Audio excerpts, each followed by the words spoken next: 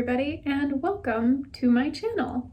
I am doing another 10-minute watercolor painting for you today, and the goal of this series is to just get you into a regular art practice. It feels a lot more approachable to complete a painting in just a few minutes rather than feeling like you're going to tackle a huge project all at once. So you can start with this and just have little paintings that you've at least completed and work up to those larger pieces of work over longer periods of time. Now, that being said, I do want to acknowledge that a 10-minute painting is certainly a challenge. It's definitely a challenge for me to break out of that mindset of needing everything to be perfect and have all the details exactly the way I want.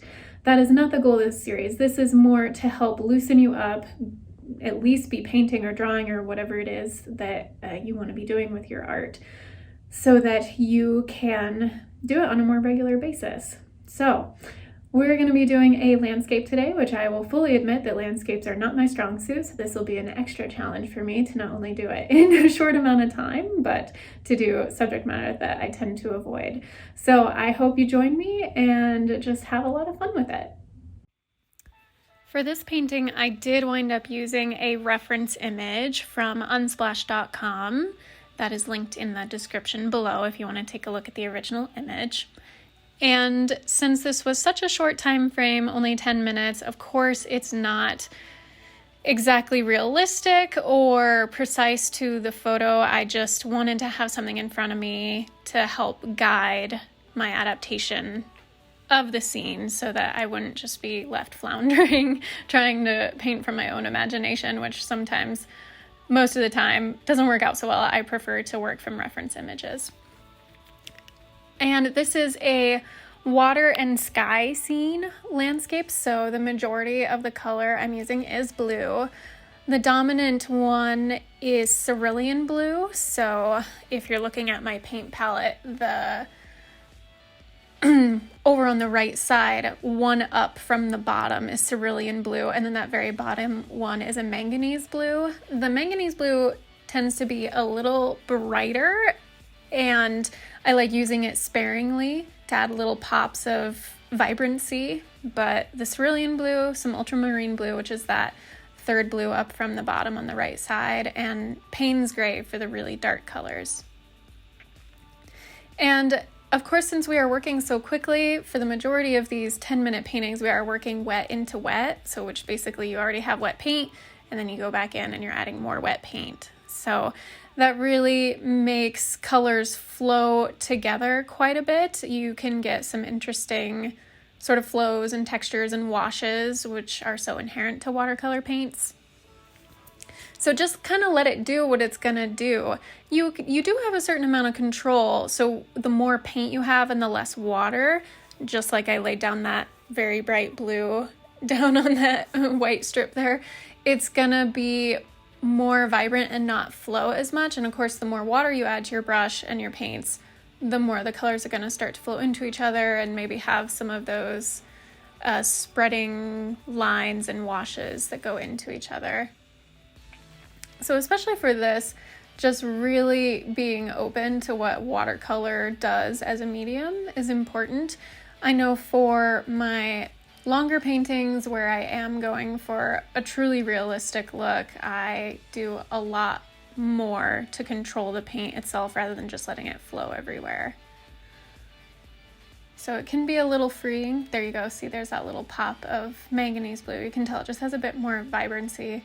It's like that quintessential sky blue that you only get on the most perfect days. So for the majority of it, the cerulean blue, I think, adds a lovely blue, but helps tone down and make it a little more realistic to the actual colors in the image. And obviously, again, since we're really at the mercy of watercolor, this is much more of an abstract landscape. I'm hoping by the end you will be able to tell that ultimately we've got the sky, the water, the little strips of land, and then the sun starting to set. But really taking advantage too of atmospheric perspective, so the closer to the top and bottom of your pages that you get, the more vibrant the color will be, and then getting sort of lighter and more bluish gray the further back you get, except of course now that I'm adding some of that orange for the sunset type colors. But ultimately, the rule of atmospheric perspective is the further back you go, the hazier things get, the more of a bluish gray cast they get, and obviously they're smaller as well if you have distinct shapes that you're trying to paint in, like clouds. This one didn't have any distinctive white puffy clouds, but just the variation in the sky hopefully suggests that there's some cloud cover happening.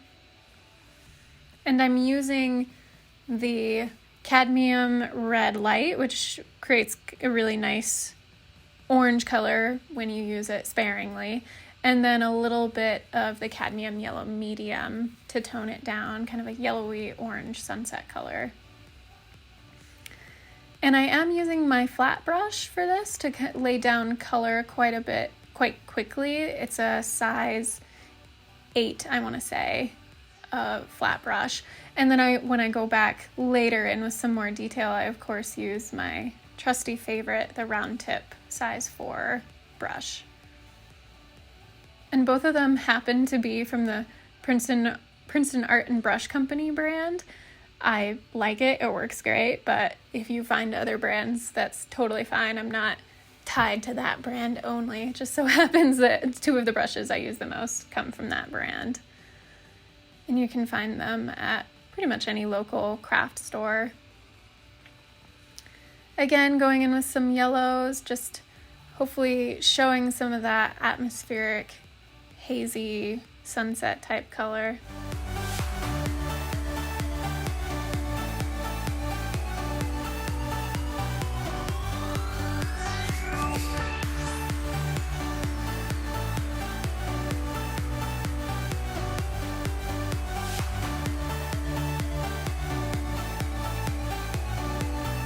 Something you can do to help smooth your colors out is rinse your brush, blot it on your towel or paper towel, whatever you're using to help clean your brushes, and then just go over the edges of your paints with that only slightly damp brush, and that will help smooth things out, lighten the edges, and help them blend together. You can tell now I have gone in, I started with one color, but then I realized Payne's Gray is the way to go. It's almost always just for shadowed colors, really just ideal. And here I'm starting to go in with that thin strip of land. And right now, again, it's so abstract, it doesn't really look like much, but hopefully by the end, you'll get at least a sense that, oh yeah, this is sort of a water sky landscape. Much, much more abstract than I typically go with any of my work. And that's okay. Again, if you're just painting for only a few minutes, you're probably not going to come up with a super realistic masterpiece.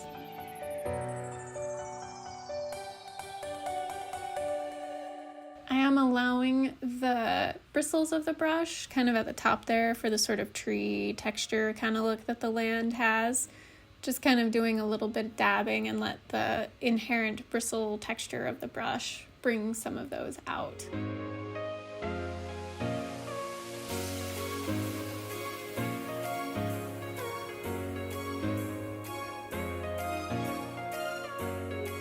And it's amazing when you're working how quickly the time goes.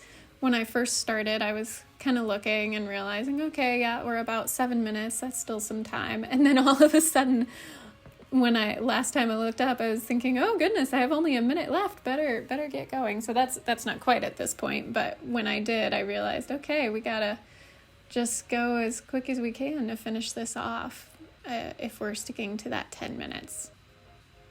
Now, I did wind up, just to give you a sense of what you can do, don't feel like you have to be tied to only 10 minutes. You do what works for you. You could do 15 minutes or 20 minutes, even 30, whatever you have time for. So I did wind up to kind of show you maybe what you could do with a little more time.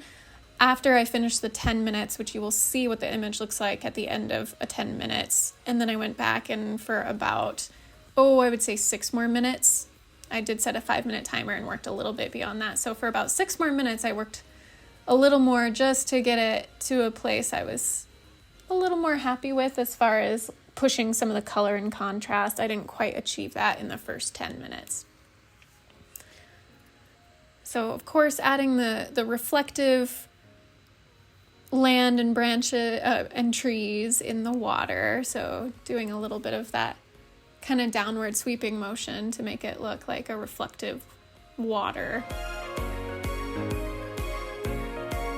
And then that little space in between the land and the reflection for the shore edge.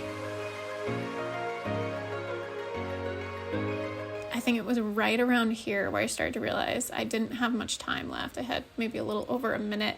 And so I started to just do as best I could and realized I need to add a signature on there. And funny enough, I was struggling with the signature. I was in such a rush that I first had too much paint, and then I rinsed it and realized, okay, now I don't have enough. So it can take some time to actually get the right amount of water and paint on your brush so you can make sure you get a nice thin tip as you're signing your signature. So yes, that did take me a good 40 seconds, I would say.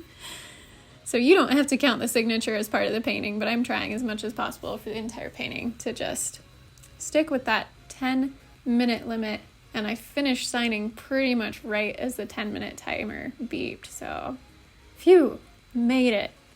And then here is that image at the end of 10 minutes. You can tell it's a little bit of a landscape. It's definitely not super realistic. And then after a few more minutes, about 6 more minutes, I just pushed some of that sunset color a little more, added a few more shadows in the water and the sky.